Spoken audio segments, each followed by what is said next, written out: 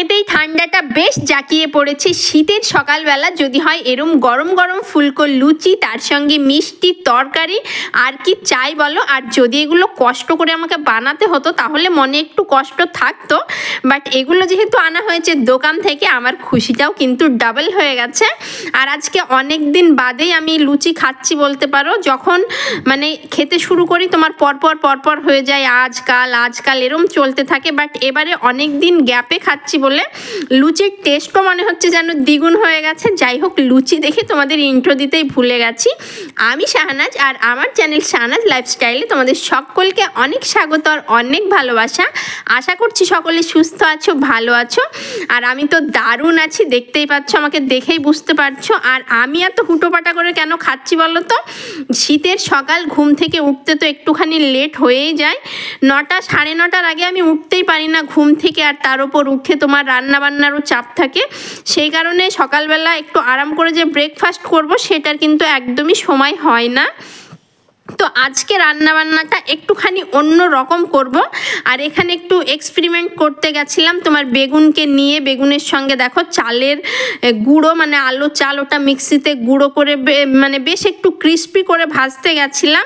এটা খুব ভালো হয়নি, মানে কি বলবো, খুব খারাপও হয়নি, খুব ভালোও হয়নি। সেই কারণে আমি রেসিপিটা তোমাদের সঙ্গে শেয়ার করলাম না। মোটামুটি গরম গরম ভালো লাগছিল, বাট ঠান্ডা হয়ে যাওয়ার পর একটু কেমন কেমন লাগছিল খেতে। আর আজকে আমি যে রেসিপিটা বানাবো সেটার জন্য আমার প্রয়োজন কিন্তু প্রচুর সবজি। তো সেই কারণে আহিলের পাপাকে আমি সকালবেলা পাঠিয়ে দিয়েছিলাম সবজি মার্কেটে। একদম সকালবেলা না সবজিটা বিশেষ করে একদম ফ্রেশ টাটকা সবজি পাওয়া যায়। আর এখন শীতের সকালে মানে সবজি মার্কেট বিশেষ করে দেখলেও মানে চোখ মন প্রাণ সব জুড়িয়ে যায়। এত কালারফুল সবজি আর এত কিছু পাওয়া যায়। তো দেখো মোটামুটি অনেক রকমেরই সবজি আনা হয়েছে। আর আমি যেটা বানাবো সেটা বানাতে তোমার যত রকম সবজি দেওয়া যায় খেতে মনে হয় টেস্টটা ততই বেশি হয়ে গেছে। ফুলকপি, বাঁধাকপি, বেগুন, গাজর, তোমার পালং শাক, একটা শীষ পালং আনা হয়েছে, একটা পাতা পালং আনা হয়েছে, তারপরে কুমড়ো, মটরশুঁটি, অনেক কিছু নিয়ে আসা হয়েছে। আর এই দিকে আমি বানাবো আজকে খিচুড়ি। তো খিচুড়ির জন্য আমি একটুখানি চালটাকে ভিজিয়ে রেখেছিলাম। আর এখানে আমি 3 রকমের ডাল দিয়ে দিয়েছি। তোমার মসুর ডাল দিয়েছি, আর মুগ ডাল দিয়েছি, আর দিয়েছি তোমার ছোলার ডাল। তো এই ডালগুলোকে, ডাল আর চাল একসঙ্গেই ভিজিয়ে রেখেছিলাম। আমি 2-4 বার জল পাল্টে সুন্দর করে ধুয়ে নিয়েছি। আর এইখানে আমি যে সবজিগুলো দেব সেগুলো কেটে নিয়েছি। এখানে রয়েছে তোমার গাজর রয়েছে, আলু রয়েছে, পটল, বেগুন, ফুলকপি। আমি ভাবছিলাম বাঁধাকপিটা দেব, বাট ভাবলাম আজকে আর দেব না, মানে অনেক কিছু দিয়ে দিলে কেমন একটা হিবিজিবি কাণ্ড হয়ে যাবে, তার চাইতে এগুলোই ঠিক আছে। তো দেখো সমস্ত সবজিগুলো ভালো করে ধুয়ে আমি এখানে দিয়ে দিলাম। যে চালটা রেখেছিলাম সেই চাল আর ডালের সঙ্গে মিশিয়ে দিয়েছি। আর এবারে দেখো রসুনের কোয়াগুলো জাস্ট দেখো, মানে এত মোটা মানে হচ্ছে 2-3টে কোয়া দিলেই এনাফ, প্রচুর বড় বড়। তো এখানে আমি পেঁয়াজ কেটে নিয়েছি 2-3টে মতো, পেঁয়াজটা একটুখানি বেশি লাগে। আর এখানে কাঁচা লঙ্কাও আমি বেশ অনেকগুলোই দিয়েছি। আহিল যেহেতু খাবে, খুব ঝাল নয়, আবার খিচুড়ি একটুখানি ঝাল না হলেও ভালো লাগে না। আর তার সঙ্গে রসুন দিয়েছি, টমেটোটা পরে দিয়েছি, যেটা তোমাদের সঙ্গে দেখাতে ভুলে গেছি। আর এখানে গুঁড়ো মশলা চলো অ্যাড করি। এখানে দিলাম লবণ পরিমাণ মতো, যদি লাগে লাস্টে আবার একটু টেস্ট করে দেব। আর দিয়েছি তোমার হলুদ গুঁড়ো দিয়েছি, লঙ্কা গুঁড়ো দেবো না, কেননা কাঁচা লঙ্কা দিয়ে দিয়েছি।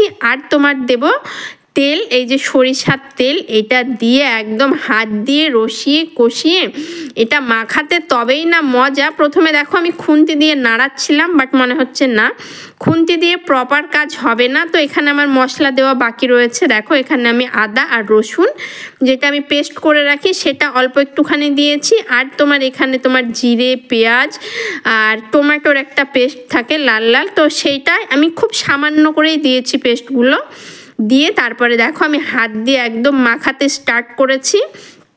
বেশ অনেকক্ষণ টাইম নিয়ে, 5 মিনিট 10 মিনিট টাইম নিয়ে কিন্তু আমি এটা মাখিয়ে গেছি। আর তারপরে এটাতে দিয়ে দেব জল। প্রেসারে হলে একটা মেপে দেওয়ার ব্যাপার থাকে, কতটা চাল বা কতটুকু ডাল সেই পরিমাপে কিন্তু জল দেওয়া হয়। আমি সেই কারণেই প্রেসারে দিলাম না, আমি এখানে দেখো হাঁড়িতেই দিয়েছি। আর জল আন্দাজ মতো দিয়ে দিয়েছি, পরে হয়তো বা আরও লাগবে তখন দেওয়া যাবে। তো এইদিকে আমি খিচুড়িটা বসিয়ে দিয়েছি আর এইদিকে আহিলও উঠে গেছে। তো ভাবলাম চলো ওর জন্য ব্রেকফাস্ট নিয়ে যাই। আমাদের চা বানানো হয়নি, সকালবেলা আমরা লুচিটাই খেয়েছিলাম, বাট তখন চাটা করিনি। ভাবলাম আহিল উঠে গেলে তারপরে একসঙ্গে চা বানিয়ে সবাই খাওয়া যাবে।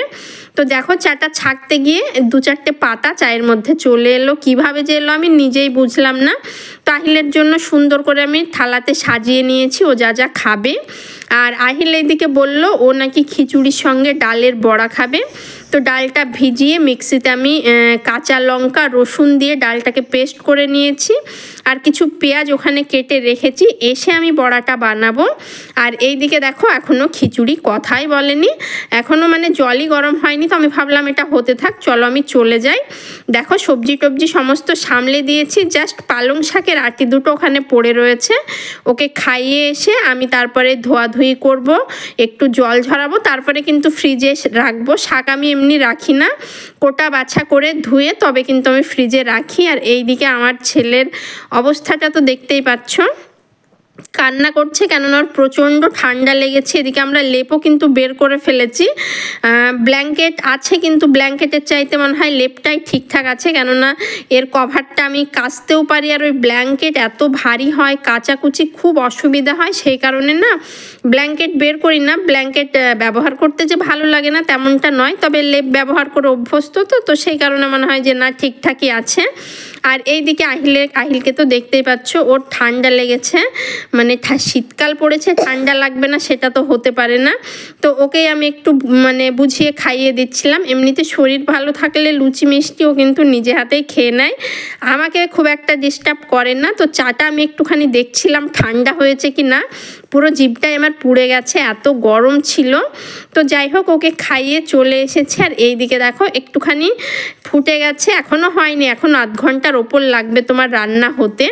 তো আমি পালং শাকটা ধোয়ার সময় শাকগুলো এত ফ্রেশ ছিল, মনে হলো যে না চলো খিচুড়িতে একটুখানি দিয়েই দিই পালং শাক। যত সবজি দেওয়া যাবে, যত ভেজিটেবল দেওয়া যাবে ততই ভালো। তো দেখো একটুখানি পালং শাক কুচিয়ে কুচিয়ে এখানে খিচুড়ির মধ্যে দিয়ে দিয়েছি। আর বিশ্বাস করো খিচুড়িটা খেতে না দারুণ হয়েছিল। লাস্টে তোমার একটুখানি মশলা, গরম মশলা টাইপের আমার বানানো থাকে, সেই মশলা আর ঘি ছড়িয়ে দিয়েছিলাম, একেবারে অমৃত। তো এইদিকে আমি দেখো ডালের বড়া ভেজে নিচ্ছি, খাবে তো আহিল বলেছিল, বাট ও একটাও খায়নি, এগুলো খেয়েছি আমরাই। তো খাওয়া দাওয়া করে তারপরে চলে এসেছে এই যে আমার সোনামাটার কাছে। এটা কে বলো তো, এটা মাহি, আহিল এদের ছোট্ট বুনু, মাহির বুনু, এত কিউট। আর বিশেষ করে ছোট বাচ্চা দেখবে ওদের কাছে থাকতে লাগলে একটা টান হয়ে যায় কেমন আলাদা রকমের।